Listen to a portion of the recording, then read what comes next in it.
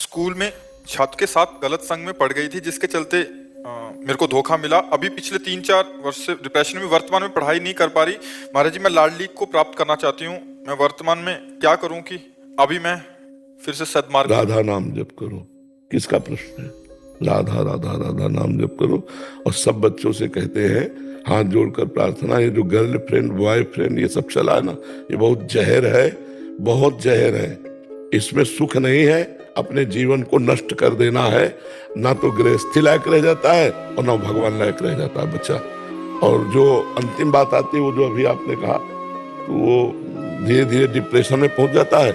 और धीरे धीरे अगर ये तो कहो मतलब आप सुरक्षित हो, नहीं तो ब्लैकमेल करके जीवन नष्ट कर दिया जाता है। वो यहाँ पहुंच जाता है कि मैं सुसाइड कर लूं। ऐसे बच्चों के कितने बच्चों को देखा, चाहे बच्चे हो चाहे बच्चियां। ये आजकल जो चला है ना बॉयफ्रेंड गर्लफ्रेंड, ये बहुत हानिकारक है। हमें लगता है बच्चों और बच्चियों को, घर के जो माता पिता अभिभावक जन है, उनको बचाना चाहिए, इस रोग से बचाना चाहिए। ये बड़ा बुरा रोग चल पड़ा है, ये बहुत जीवन नष्ट कर देगा बच्चों का और बच्चों की उन्नति। अब देखो, पढ़ाई नहीं, चिंतन बिगड़ गया, अब जीवन किस काम का? उत्साहहीन जीवन, अभी बच्चा है वो, उत्साहहीन जीवन हो गया, अब क्या जीवन रह गया? अरे इस अवस्था में डिप्रेशन तो 50-60 वाले को हो तो समझ में आवे डिप्रेशन। ये 15, 16, 18, 20, 25 वाले को डिप्रेशन, इस समय तो कमल की कली जैसे खिलती है, ऐसे हृदय आनंद से युक्त होना चाहिए। तो पर आचरण बिगड़ गए, संग बिगड़ गया, चिंतन बिगड़ गया तो जीवन बिगड़ गया। चिंतन ही जीवन है, असत चिंतन तो मृत जीवन, और सत चिंतन तो अमृत जीवन। अब सत क्रिया, सत विचार, सत चिंतन ये ऐसे थोड़ी आ जाते हैं। अब असत चिंतन, असत क्रिया, असत बातें ये बहुत सहज में आ जाएंगी, लेकिन सत चिंतन, सत क्रिया, सत विचार ये थोड़ा चढ़ाई है। तो नाम जप करो बच्चा, सत्संग सुनो, नाम जप करो, धीरे धीरे भगवान सब ठीक। हमारे पास एक दवा है, नाम जप। जो प्रश्न करो सबका उत्तर नाम जप, और सब कुछ नाम जप से प्राप्त हो जाएगा। और ये हम ऐसे नहीं बोल रहे, सब साधन करके बोल रहे हैं। सब साधन कर यह फल सुंदर, प्रभुपद पंकज प्रीति निरंतर। अपने आराध्य देव में निरंतर चित्त डूबा रहे। नाम जप करो राधा राधा, और सत्संग सुनते रहो, और कुसंग का त्याग कर दो, ठीक हो जाओगे धीरे धीरे। दिनेश कुमार जी, गुरुग्राम से। राधे राधे। राधा वल्लभ श्री हरिवंश महाराज जी। महाराज जी, मैं 2 साल से आपका सत्संग और वार्तालाप यूट्यूब के माध्यम से सुन रहा हूँ। एक सत्संग में पंचवर्ती चूर्ण के बारे में सुना था, जिसके 5 अंग हैं: स्वाध्याय, सत्संग, सुमिरन, सेवा और समाधि। इन 5 अंगों को जीवन में कैसे उतारे और हर एक अंग के लिए कितना समय निर्धारित करना उपयुक्त रहेगा? 24 घंटे सुमिरन तो जब हम खाली हो तब करें, और हम स्वाध्याय कर रहे तो सुमिरन नहीं कर सकते। सत्संग सुन रहे हैं तो सुमिरन कर सकते हैं। अगर मन भाग रहा है तो नाम में लगा रहे हैं, कान से सत्संग सुन रहे हैं, और सेवा कर रहे हैं तो सुमिरन कर रहे हैं। जो भी सेवा, चाहे नौकरी हो, चाहे किसानी हो, चाहे व्यापार हो, सेवा 8 घंटे 10 घंटे प्रत्येक शरीरधारी को करनी ही चाहिए। एक कायर पुरुषों के लिए मनुष्य शरीर व्यर्थ है। मनुष्य शरीर मिला है अपने कर्तव्य का डट के पालन करने के लिए। तो हम 8 घंटे 10 घंटे मेहनत का कार्य जरूर करें, शरीर इसलिए मिला है। तो सेवा करते हुए सुमिरन हो सकता है। स्वाध्याय में मनन पूर्वक स्वाध्याय करना, इसलिए सुमिरन नहीं हो सकता है। अगर मनन पूर्वक सत्संग सुने तो भी सुमिरन नहीं हो सकता है। अगर एकाग्रता पूर्वक हम सेवा कर रहे हैं तो भी सुमिरन में बाधा पड़ सकती है। तो हम जहां जितना समय दें वो एकाग्रता पूर्वक दें, और सारे समय को भगवान को अर्पित कर दें। समाधि के लिए 5 मिनट से शुरू करें, 5 मिनट से शांत, कुछ ना निगेटिव ना पॉजिटिव, एकदम शांत बैठा है, कुछ नहीं ध्यान करना, बस चुप रहो, शांत हो जाओ, बैठ गए। मन सामने फेंक रहा है, अच्छा या बुरा कोई मतलब नहीं, शांत। पहले ऐसे शुरू करो, निरपेक्ष होना। फिर मंत्र में या नाम में उस मन को एकदम एकाग्रता पूर्वक लगा दो। समय बढ़ाओ, 10 मिनट, 15 मिनट, फिर 20 मिनट। धीरे धीरे जब मन शांत हो जाता है तो भगवदाकार हो जाता है। उसी को समाधि कहते हैं, भगवदाकार, गाढ़ स्थिति। मंत्र में या नाम में या रूप में गाढ़ स्थिति का नाम समाधि है। चेतना होते हुए भी चेतना रहित। तो सेवा 8 घंटे संसार की जरूर करनी चाहिए। भगवान की सेवा का हम नाम इसलिए नहीं ले रहे कि गृहस्थी में हो, तुम्हारे लिए माता पिता पत्नी पुत्र परिवार और समाज, यही सबसे बड़ी भगवत सेवा है। तुम्हें आरती पूजा का समय नहीं मिल रहा तो ये करो, यही आरती पूजा भगवान की है। देश की सेवा, समाज की सेवा, परिवार की सेवा, ये भगवान की सेवा है। सुमिरन हर समय प्रयास करो, श्वास प्रश्वास में। सत्संग कुछ समय रखो, से 30 मिनट, 1 घंटा हमने 24 घंटे में सत्संग के लिए रख लिया। स्वाध्याय 30 मिनट, 1 घंटा स्वाध्याय के लिए रख लिया। समाधि 5 मिनट, 10 मिनट, क्योंकि उसमें ज्यादा प्रवेश नहीं होगा, गृहस्थी में हो मन बहुत, उसके लिए तो थमा हुआ संयम नियम ब्रह्मचर्य व्रतो ध्यान धारणा समाधि तब पहुंचता है। सेवा सुमिरन स्वाध्याय सत्संग समाधि, इनको 24 घंटे में हमें पूरे में अभ्यास में लाना है। जहां जहां जैसा हम समय दे पा रहे हैं, बकाये 24 घंटे में लाना है कि हर समय हमको इन 5 के अंतर्गत ही रहना है। सेवा में है या सुमिरन में है या सत्संग में है या स्वाध्याय में है। फिर एकांते सुखमासिता मथातो ब्रह्म जिज्ञासा समाधि, एकांत में सुखासन पर बैठकर अपने स्वरूप का चिंतन करते शंकर सहज स्वरूप संभारा तो लाग समाधि अखंड अपारा। उसकी तरफ 5 मिनट से शुरू तो करें, समझ रहे ना। पर सुमिरन तो हर समय जहां खाली हो वहां सुमिरन प्रारंभ कर दो। राधा राधा राधा राधा राधा। ठीक। ज्ञानेंद्र यादव जी गोरखपुर से। महाराज जी, आपके चरणों में कोटि कोटि प्रणाम। गुरुदेव, मैं सांसारिक भोग में इतना लिप्त हो चुका हूँ कि मैं अध्यात्म की ओर नहीं जुड़ पा रहा हूँ। कभी पूजा करता हूँ, कभी नहीं कर पाता हूँ, इसमें रेगुलरिटी नहीं बन पा रही। महाराज जी, किसका? हाँ, प्रियता संसार की जो हो जाती है तो भगवान में एक फॉर्मेलिटी सी होती है। प्रियता तो भोगों में है ना, तो भगवान में एक ऐसे बनावटी भगवान से और सच्चाई से भोगों से। जिस दिन सच्चाई से प्रीत करने लगोगे, कामी नारी प्यारी जिम लोभी जिम प्रियदाम, तो उस समय स्थिति बदल जाएगी। हम भगवान से प्रीति नहीं करते हैं। प्रीति 10-20 जगह नहीं होती, एक जगह होती कहीं। जो ये 10-20 जगह प्रीति करते हैं वे विचारी पुरुष होते हैं, वो प्रीतिवान नहीं होते। जो प्रीतिवान होता है वो एक जगह प्रीति करता है। प्रेम गलियत सांकरी तामे दो न समाये, बहुत जगह प्रीति कैसे हो सकती है। भोगेश्वर प्रसक्ता नाम तयापहत चेतसाम व्यवसायत्मिका बुद्धि समाधो न विधीयते। जिसका चित्त अपहृत कर लिया है भोग और ऐश्वर्य ने, वो कभी परमात्मा प्राप्ति का चिंतन ही नहीं कर सकता कि मैं भगवत प्राप्ति करूं। और जब भगवान से प्रियता नहीं है तो फिर फॉर्मेलिटी ही तो है। जैसे आपको हमसे प्रीता न हो, आए प्रणाम करना, जो भी भाव आया वो किया, लेकिन हमारी प्रियता नहीं। और प्रियता है तो कुछ क्रिया ना हो, एक दृष्टि में क्रिया हो जाती है। हमारे बाबा, ये प्रियता बहुत काम की चीज है। तो क्या हमारे भगवान ऐसी प्रीता आती है? क्या अच्छा पदार्थ देकर भगवान की याद आती है? क्या अच्छी परिस्थिति देखकर भगवान को आप नमन करते हैं? क्या बुरी परिस्थिति में भगवान को आप पुकारते हैं? क्या भगवान आपके आंतरिक हृदय में अपना प्यार स्थापित कर रहे हैं? तो इन सब बातों का उत्तर आएगा नहीं। ईमानदारी से देखो, ईमानदारी से हम लोग जो है पूरा जीवन इसी में व्यतीत किया है। तो जैसे आप आरती कर रहे हैं, पूजा कर रहे हैं, आपका चिंतन कहाँ है? जहाँ प्रियता है तो आप देखो आपकी प्रियता कहाँ है। पकड़ना हमारी बात को। जब आप आरती कर रहे हो, पूजा कर रहे हो, या आप माला जप रहे हो, या आप कोई भी भागवती कार्य कर रहे हो, तो उस समय मन आपका कहाँ है? क्या प्रभु में है? क्या आरती में है? क्या भोग लगा रहे हो तो प्रभु को आप पवा रहे हैं? नहीं, वो मन वहां होगा जहाँ प्रियता है। तो प्रियता कहाँ है उसी समय डायरी में नोट कर लो। प्रियता जहां होगी वहीं मन होगा। ठीक पहचान उस समय होगी जब प्रभु के भजन में लगोगे, आरती कर रहे होगे, भगवत कार्य कर रहे होगे जब, तो उस समय तुम्हारा मन जहां है वहां प्रियता है। पकड़ा आपने कहां प्रियता है? तो बस उस प्रियता से हम और प्रियता बढ़ा दें। हम हटाने की नहीं कहते, और बढ़ा दें। जैसे मान लो पत्नी में प्रियता है, फिर अन्य जगह किसी स्त्री में प्रियता नहीं होनी चाहिए। अभी महाराज जी शादी नहीं हुई तो फिर प्रियता कहाँ है? भाग दौड़ जिंदगी में लगा रहता है, काम काज के विषय। इसमें प्रियता नहीं होती। ये तो धन कमाने के लिए होता है। प्रियता हुई धन में, तो धन किसके लिए प्रिय है? भोगों के लिए। और भोग जब अभी संसार में तभी गृहस्थ माना जाता है जब पाणी ग्रहण संस्कार होता है। आपकी आयु क्या है? 29 वर्ष। का वर्षा जब कृषि सुखानी समय चूकी पुण्य का पचिताली। तो समय तो निकला जा रहा अभी ब्याह का। अब भले 1 साल 2 साल और मान लो आप। नहीं, वैसे हमें लगता है उत्तम ब्याह का समय 20 से लेकर के 28 के बीच तक हो जाना चाहिए। उत्तम बात यह है कि इतने में अब वो 30 32 35 40, ये कोई ब्याह के समय, इसमें तो लड़का जवान होने लगते थे। ब्याह करने को मन है क्या? अभी 2-3 साल बाद ही। अभी 2-3 साल बाद गृहस्थी का उचित समय योग होता है। वो बढ़िया है। नाम जप कर रहे हो, नाम जप करते हो, कोई नशा तो नहीं करते? हाँ, तो बस नशा नहीं करते, नाम जप करते हो तो धीरे धीरे सब सद्गुण आ जाएंगे। नाम में बहुत बड़ी सामर्थ्य। क्या नाम जप करते हो? राधे राधे राधे। हाँ, चलो जपो, राधे राधे जपो।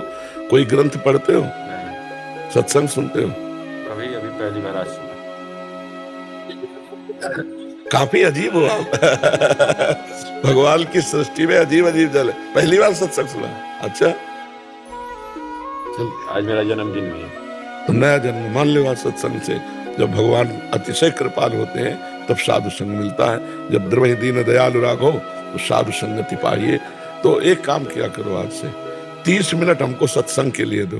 रोज सत्संग सुनो मोबाइल से, 30 मिनट सत्संग के लिए दो और 24 मिनट एकांत के दो।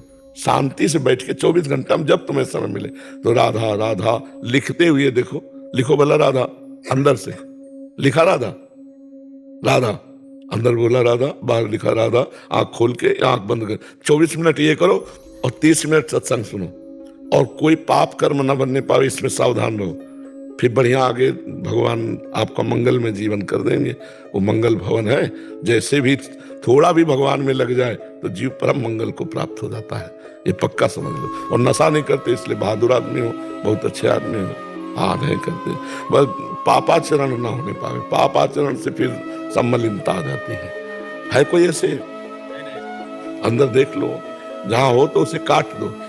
अब लो नशानी, अपना नशे हो। आज जन्मदिन है आपका तो नया जीवन जियो, भगवान के चरणों का आश्रय लेकर मंगलमय जीवन जियो। हाँ जी। ट्विंकल जैन जी, स्विट्जरलैंड से। महाराज जी, क्या जीवन में केवल दुख ही हो तो ही भगवत भक्ति में वृद्धि होती है? जरूर, हम कहेंगे जरूर। अगर दुख नहीं है तो भगवत चरणारविंद में जो समर्पण होना चाहिए वो नहीं हो पाता है। जरूरी है। किसका प्रश्न है? हाँ, जरूरी है। भगवान कृपा करें और हमें दुख दें, जिससे हमारी अंदर की वासना नष्ट हो और उपासना शुरू हो जाए। जब तक दुख नहीं पड़ता तब तक शरणागति नहीं होती। द्रौपदी जी अपने को भगवान का भक्ता मानती थी, लेकिन असली भक्ति का रंग आया तब जब दुख पड़ा। तो सभा में उनके साथ अभद्र व्यवहार होने की बात हुई तो उनको जो भरोसा था वो असली में श्री कृष्ण का भरोसा पूरा नहीं था। पहले पतियों का था, फिर समाज का था, फिर अपना था और बाद में श्री कृष्ण का था। नहीं था। ये पता कैसे चला? जब दुख आया तो पहले पतियों में भरोसा गया, फिर भीष्म आदि में भरोसा गया, फिर अपने हाथ से पकड़ा और जब देखा कि अब नहीं तब त्राहिमाम, हे द्वारिकाधीश, हे श्री कृष्ण। भगवान वस्त्र रूप में यहीं प्रकट हो गए। तो हमें लगता है विपत्ति और दुख ये वो अमृत है जो भगवान से मिला देता है। यदि सत्संग हो तो, शर्त है यदि सत्संग हो तो, नहीं तो विपत्ति और दुख सबको प्राप्त हो रहा है, वो उसकी निवृत्ति के लिए और पापाचरण कर रहा है। अगर सत्संग हो तो विपत्ति और दुख भगवान से निश्चित मिला देता है, क्योंकि फिर कोई सहयोगी नहीं होता। हम देखा कि संसार में कोई भी प्यार उसको नहीं करता जो ठोकरे खा रहा है, विपत्ति है, दुख है। कोई नहीं प्यार करता। और जब ऐश्वर्य और वैभव और सब सुख संपत्ति होती है ना, इसको कभी नहीं जानते वो भी आके हाथ मिलाएगा। भाई साहब, आप हमें जानते हैं, हम आपसे वहां मिले थे, वो अपना परिचय बताएगा। और अगर विपत्ति में वो आपका परिचय वाला है तो ऐसे करके चला जाएगा कि आप दिखाई न दें। इसलिए मुझे लगता है भगवान बड़े कृपालु हैं, जिनको विपत्ति और दुख देकर सत्संग दे देते हैं, वो निकल जाते हैं। वो विपत्ति और दुख का सदुपयोग कर लेते हैं। सत्संग पहले आ गया, फिर धीरे धीरे जब दुख आए तो ऐसे लगा हाँ भगवान से और जुड़े, तो बिना मांगे सत्संग भी प्राप्त हुआ शंघाई में। और अब ऐसे लगता है कि विपत्ति ये है कि हर समय जैसे आपका हट कितना था बचपन में कि आप निकल गए, हमारे अंदर वो हट क्यों नहीं आता? वो भगवान देते हैं, वो भगवान ही देते ना, वो भगवान ही अंदर से देते। और हम बताएं आपको पूरा जीवन हो गया, पूरा जीवन हो गया, आज तक हमको ये दिखाई नहीं दिया कि यहाँ कोई प्यार करता है। आज तक नहीं दिखाई दिया मुझे कि यहाँ कोई प्यार करता है। मुझे केवल एक बात दिखाई देती है, यहाँ अपने सुख के लिए हम आपसे प्यार करते हैं। जरा इस शब्द पर विचार करो, आपके सुख के लिए जो हम करें उसे प्यार कहते हैं। आपसे जो हम सुख लेने की भावना से प्यार करते हैं उसे स्वार्थ कहते हैं। हमें यहाँ स्वार्थ दिखाई दिया, प्यार नहीं दिखाई दिया। बोलो, है प्यार भला? अपने सुख को लेकर हम आपसे प्यार करते हैं कि हम आपके बिना जी नहीं सकते। प्यार का शब्द है, हम आपके बिना जी नहीं सकते, लेकिन आपके बिना नहीं, अपनी स्वार्थ की पूर्ति के बिना नहीं जी सकते। नहीं तो उसकी स्वार्थ को ब्रेक लगा दो, जो स्वार्थ समझ रहा हो, फिर करो प्यार, फिर देखो उसका स्वरूप देखो, आ जाएगा, सामने आ जाएगा। जो स्वार्थ वो आप में देख रहा है, उसमें आप ब्रेक लगा दो। आओ हम तुमसे प्यार करते हैं, करो हमसे प्यार, तो नजदीक नहीं आएगा, दिखाई नहीं देगा। महाराज जी, प्यार का असली स्वरूप क्या है? अपने प्राणों को भी समर्पित करके जिससे प्यार किया जाता है उसे सुख देना, सुख लेना नहीं। सुख देवे को चाव चित, सब सोहित निष्काम, इसे प्यार कहते हैं। सुख देवे को, सुख देने का ना, कहां है ऐसा सुख देने का चाव, कहां है सुख लेने का चाव? प्रभु जी, जो माता पिता हमसे करते हैं वो भी सब आता है। मोह, प्रेम नहीं। मोह, प्रेम बहुत ऊंची चीज है बच्चा। प्रेम जिस समय आ जाएगा वो अलग हो जाएगा। जैसे हम स्त्री से प्यार नहीं करते, काम, हम पुरुष से प्यार नहीं करते, काम, माता पिता का मोह, जितने भी संबंध, आसक्ति, राग, इनमें प्रेम नहीं है। प्रेम नहीं है, प्रेम सच्चिदानंदमय है। अब तुम्हें उसकी अलग अलग व्याख्या दिखाएं। सुना था कुपुत्रो जायते क्वचिदपि कुमाता न भवति, शास्त्रों में लिखा है। कितने ऐसे उदाहरण हैं कि माता पिता के द्वारा पुत्रों की हत्या हो गई। अपने स्वार्थ में जहां बाधा पड़ेगी वहां अलग बात है। अगर वो कुतिया भी अपने बच्चे को प्यार करती है, सुकरी भी अपने बच्चे को प्यार करती है, पक्षी भी अपने बच्चे को प्यार, लेकिन प्यार नहीं, मोह में बंधे हुए हैं। प्रेम एक विशुद्ध भगवदानंद है। प्रेम हो जाए तो फिर क्या?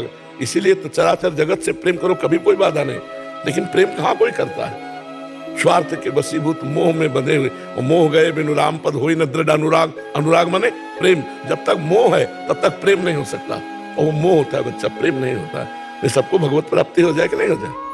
महाराज जी, प्रेम का भाव सबके लिए एक जैसा होना चाहिए कि उसमें जैसे अपनेपन में ज्यादा प्रेम होता है या फिर पढ़ाई में नहीं होता? प्रेम की सीधी परिभाषा, हम जिससे प्रेम करते हैं सिर्फ उसको सुख देने की भावना हो, किंचन मात्र स्वार्थ बुद्धि ना हो। अब चाहे माता पिता हो, चाहे पुत्र हो, चाहे पत्नी हो, चाहे भाई हो, चाहे देश हो, चाहे समाज हो, चाहे विश्व हो, अपने सुख की लालसा से किया हुआ राग होता है, मोह होता है, आसक्ति होती, स्वार्थ होता है, काम होता है, प्रेम नहीं होता है। आप समझ पा रहे ना? इसीलिए करोड़ों में किसी एक में प्रेम अंकुरण पाया जाएगा? नहीं पाया जाएगा। हितधाम में आए थे, कहा कि हमारा प्रेम विवाह हुआ, लव मैरिज, आशीर्वाद दीजिए। 8 महीने बाद फिर आए तो हम कहा तुम्हारी पत्नी साथ नहीं, बोले डिवोर्स हो गया है। वो अरे लव अरे एक बार दिल दे दिया तो फिर तुम चाहे जैसा तुम करो, हम तुम्हें दिल दे दिया। एक बार जब हमने तुम्हें दिल दे दिया तो दे दिया यार, जिंदगी भर के लिए दे दिया। अब तुम अगर हमें मार भी डालोगे तो हमारा दिल तुम्हें आशीर्वाद देगा। प्रेम का मतलब सोचते हो, अगर तुम हमें मारोगे या मार भी डालोगे तो हमारे दिल में अगर आवाज सुनोगे तो तुम्हारे लिए आशीर्वाद ही निकलेगा, तुम्हारे लिए दुख नहीं निकले। इसे कहते हैं प्रेम। है भला ये? महाराज जी, ऐसा प्रेम तो केवल प्रभु के लिए ही हो सकता तो फिर अब इसीलिए तो प्रेम कहा है। और जब कोई भगवान का आशिक प्रेम करेगा जगत में भी तो अद्वितीय बेजोड़ होगा। जैसे तुलसीदास जी ने अपनी पत्नी से प्रेम किया तो मायके जाने का समय ले दिया। मायके जाने का हम जी नहीं सकते तुम्हारे बिना, तुम मायके कैसे चली जाओगी? जैसे धनुर्दास जी ने अपनी पत्नी से प्रेम किया, महाभागवत है, वो ऐसे चलते हैं, बाजार में सब्जी लेने नहीं जाते, पत्नी जाएगी क्योंकि वो बिछो नहीं सह सकते, वो पत्नी ऐसे चल रही, आप छाता लिए ऐसे चल रहे हैं। चिंतामणि में इतने आसक्त हो गए, सब कुछ न्यौछावर कर दिया बिल्व मंगल जी ने। अगर भागवतिक पुरुष हिरण से आसक्त हो गए तो अगला जन्म हिरण का लेना पड़ा, और महाराज हिरण की दुर्गति नहीं होने दी, वही राजा रहुगण बना हिरण। और भरत, भागवतिक अगर पुरुष किसी से भी प्रेम कर लेगा तो आर पार का निर्वाह होता, वहां स्वार्थ नहीं होता। इसलिए भागवतिक पुरुष का कहीं प्रेम होता नहीं भगवान के सिवा। अगर हो जाए तो बेजोड़ होता है। हिरण से प्रेम किया, जिस भगवान की प्राप्ति के लिए अपना राज्य छोड़ा, अपनी पत्नी पुत्र छोड़े और हिरण से प्यार कर लिया, तो उसके लिए 3 जन्म लगा दिए, 3 जन्म लगा दिए। जड़ भरत के रूप में पालकी में उसी को तो उठाए हुए उपदेश कर रहे हैं। तो प्रेम शब्द से हृदय में कुछ होने लगता है। नहीं, आपके होता है कि नहीं होता हमें पता नहीं, कि हमारे होने लगता है। प्रेम शब्द होते ही एक, जैसे कोई दिल को मसला करे, शायद इसको ही इश्क कहते। प्रेम को उर्दू में इश्क कहते। इश्क इसको क्या बोले, जैसे कोई दिल को मसला करे, अपने प्यारे की याद में, प्यारे के लिए तड़पना, प्यारे के लिए सिसकना, प्यारे के लिए बलिदान होना, ये प्रेम कहाँ आता है? अपने स्वार्थ की पूर्ति के लिए। देखो हमारे पास इस संसार में प्रेम तो बात करते ही आंसू टपकने लगे, बात करते ही हृदय बहा बहा घूमे, उसे प्रेम कहते हैं। जो दूसरों के लिए बलिदान करने, देखो देश प्रेम, देखो वंदे मातरम, फांसी का फंदा डाल दिया। देश प्रेम देखो, गुरु गोविंद सिंह के दोनों बच्चे दीवार में जिंदा चुने जा रहे हैं, ना उनके आंसू ना बच्चों के आंसू। अब ये देश प्रेम। कहीं भी प्रेम की बात आती है तो वहां बलिदान होता है, प्रेम बलिदान मांगता है। लेकिन हम प्रेम का नाटक करते हैं, प्रेम नहीं। प्रेम ना हम भगवान से कर पाते, ना इंसान से कर पाते। अगर हम डट के किसी इंसान में भी भगवत भाव करके प्यार कर ले तो हमारा मंगल हो जाए। माता में भगवान देख ले, पिता में भगवान देख ले, पत्नी में भगवान देख ले, तो भगवान तो है ही सब में, हमारा काम बन जाए। लेकिन हम स्वार्थी पुरुष भगवान न देख करके अपनी वासनाओं की पूर्ति चाहते हैं और उसे नाम दे देते हैं प्रेम। जी एक प्रश्न था, माता जो अपने पुत्र को प्रेम करती है, मुंह करती है, वो प्रेम है या लोभ है उसका? नहीं, लोभ भी नहीं कह सकते। मानो मनुष्य माता तो थोड़ा बुद्धि रखती है। हम पशु पक्षियों के भी कहा, वो क्या अपने बच्चे से प्रेम नहीं करते? उसका क्या चिंतन होता है क्या कि आगे चल के मुझे घोषित करेगा? ऐसा भी नहीं चिंतन होता पक्षियों का, पशुओं का। वो मोह होता ही है। वो अपने बच्चे के लिए अपने प्राण दे सकती है, उसका कोई स्वार्थ नहीं दिखाई दे रहा, लेकिन उसे मोह कहते हैं। महाराज जी, लेकिन अगर उसी मोह की वजह से बच्चा अगर अनुशासनहीन होता है या कुछ गलत दिशाओं में जाता है, वो एक अलग चैप्टर हो गया, वो एक अलग चैप्टर हो गया। पिता अगर बोलता है कि भाई आप अनुशासन में आइए और इसकी वजह से अगर नहीं, आप नहीं समझ, अब पटरी दूसरी हो गई। अनुशासन शब्द लाने के लिए अब वो व्यवहार शब्द आ गया। हम तो केवल उस राग की बात करें जो लगाव है, जो लगाव है। हम अब पटरी दूसरी हो जाएगा, उसकी चर्चा दूसरे रूप में होने लगेगी। हमारा सिर्फ लगाव से, कि जो विविध प्रकार का लगाव है, यदि इसे प्रेम में बदल दिया जाए तो भगवान की प्राप्ति हो जाए।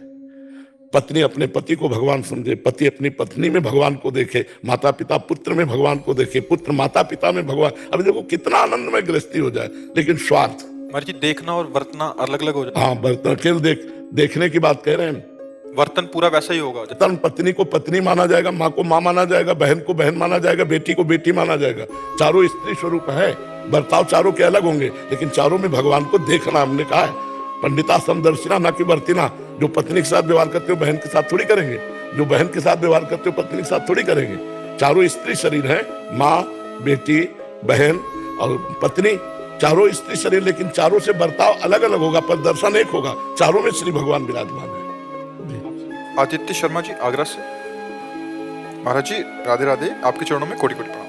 महाराज जी, अगर हमसे कोई गलती हो जाए और कुछ समय बाद अगर हमें अपनी गलती का पछतावा हो और हम पश्चाताप करें, तो क्या प्रभु हमें माफ कर सकते हैं? पक्का, पर पश्चाताप तभी माना जाएगा जब वो पुनरावृत्ति ना हो। जो गलती हुई है वो दोबारा ना हो। अब लो नशानी अब ना नशे हो, आज तक हुआ अब नहीं करूंगा, और हृदय से जलन युक्त होकर भगवान से प्रार्थना करें तो वो भस्म हो जाएगी।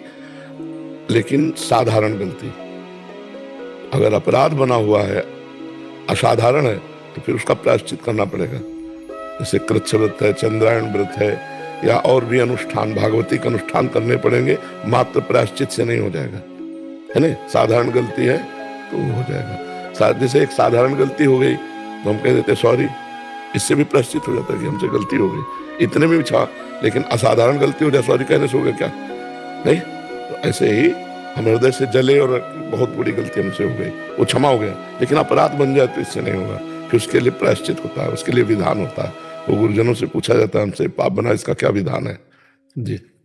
श्री हरिवंश महाराज जी, आपके चरणों में कोटि कोटि प्रणाम। महाराज जी, मन की इंद्रियों ने ऐसा इतना प्रबल रूप ले लिया है कि वह किसी भी मानव शरीर को उनके कपड़ों, धनराशि और प्रसिद्धता पे जज करता है, महाराज जी इससे कैसे संयम पे लाएं? मतलब सामने वाला कितना अमीर है, कितना अच्छे कपड़े डाले हैं, या उसका स्टेटस क्या है, उस पे इसको आंकलन करता है, फिर उससे बात करने का या बात नहीं करनी है उसको आंकलन करता है। रजोगुण वृत्तियां हैं मन की, ये कोई खास वृत्ति है क्या? रजोगुण वृत्ति है। जब तक नाम जप नहीं करोगे तब तक ये सब कूड़ा करकट बना ही रहेगा। भगवान का स्मरण करने से हमारे हृदय में सात्विकता बढ़ती है। आकलन क्या कर सकते हो? बाहरी दिखावे को आकलन कहता है क्या? क्या जाने? ऐसे कैसे? साधारण आदमी एक पैजामा और कुर्ता पहने और अरबों रुपया उसके पास है, क्या जानोगे तुम? बाहरी दिखावे। एक हमने आदमी को देखा, खेती लिखाने जाता था, वैसे कबाड़ की तरह बोरे में नोट भर के, कोई पूछने वाला नहीं था। आकलन कैसे लगा सकते हो? वो तो बाहरी दो चार व्यक्तियों को देखकर से आकलन लगा सकते हो। भजन करो, सही ज्ञान दृष्टि आएगी, और सब में भगवान की भावना करो, ये पवित्र दृष्टि। ये सब गंदी बात है। इससे तुम वास्तविक नहीं आकलन लगा सकती। क्या आकलन लगाओगे? कैसे आकलन लगाओगे आप हमें बताओ? लगा सकते हो पक्का आकलन? तो फिर ये तो व्यर्थ की बात नहीं। नाम जप करो। महाराज जी किस बात पे आंकलन लगाना चाहिए और किस बात का आंकलन लगाना चाहिए अगर सामने वाले को देखना ही है तो? भागवतिक सद्गुणों का आकलन लगाना चाहिए। निर्भय, निश्चिंतता, निशोकता, दया, ये जो दैवी संपदा के सद्गुण है, हमको ये देखने चाहिए और फिर उसका संग करना चाहिए। कुसंग का त्याग करके संत संग, संत का मतलब होता है जो सत्य में स्थित है, उससे हमें संग करना चाहिए। वो बुद्धि है नहीं आकलन करने की। तो ये तो पापी लोग भी ऐसा पहने घूमे मिलेंगे, तो हमारा पापी से संबंध बनाए क्या? बात करे क्या? उसे मित्रता का व्यवहार करे क्या? नहीं, ऐसा नहीं है। हृदय का अच्छा हो वो ज्यादा अच्छा है महाराज। सबसे बड़ा धनी है जो हृदय का अच्छा है, वही तो धनी है। ये बाहरी तो महाराज जी उसकी पहचान बाहरी लक्षणों से कैसे करें? जब तक भजन नहीं करोगे तो तुम्हारी बुद्धि पहचानने लायक। कबाड़ तोड़ने वाले तराजू से सोना नहीं तोला जाता, सोने तोलने के तराजू अलग आते हैं। ऐसे ही जो भागवतिक सद्गुण पकड़ना, तो पहले भागवतिक बनो ना। नाम जप करो, शास्त्र स्वाध्याय करो, सत्संग करो, गुरुजनों की सेवा करो, माता पिता आदि के अनुशासन में रहो, तो तुम्हारी बुद्धि पवित्र होगी, तब पवित्र। और सबसे बड़ी बात है, सब में श्री भगवान बैठे हैं। तात सुनो मायाकृत गुण और दोष अनेक, गुण या उभय न देखी, देखी स्वाविवेक। गुण दोष दोनों मत देखो, सब में भगवान देखो, ये उत्तम बात रहेगी। गुण दोषों की सत्ता नहीं है, भगवान की सत्ता है। तात सुनो मायाकृत गुण और दोष अनेक, गुण या उभय न देखी, देखी स्वाविवेक। लेकिन महाराज जी आपके माध्यम से जो है नई पीढ़ी में बहुत सत्कर्म की वो जा रही है, जो नहीं थे, लेकिन आपके माध्यम से बहुत ज्यादा। हाँ, माध्यम भगवान किसी को बना सकते, करते तो वही है, भगवान ही कर रहे हैं। अच्छा, सत्य वस्तु छुपती नहीं है, सत्य वस्तु छुपती नहीं है। भगवान, भगवान की चर्चा, भगवान का नाम, ये मंगल करके ही रहता है। तो बड़े श्रद्धा से सुन रहे लोग और मान रहे हैं, तो उसका प्रभाव भी पड़ रहा है। इसमें लोगों की श्रद्धा, भगवान की कृपा। हमारा जैसे क्या प्रवचन, कितने अच्छे अच्छे प्रवचन करने वाले हैं, कितने अच्छे अच्छे उपदेश देने वाले हैं, सब महापुरुष हैं, पर भगवान किसी को यश दिलाना चाहते हैं तो निमित्त बना देते हैं। वो करे करावे आप सब, जने बढ़ाई दें, अपने जन को बढ़ाई देना चाहते हैं, तो ऐसा होने लगता है। जी देवेश जी। महाराज जी एक बात कहना चाहती हूँ आपसे। जी महाराज जी, जब आप बहुत भीड़ में, जैसे 1 तारीख को आप निकले थे ना,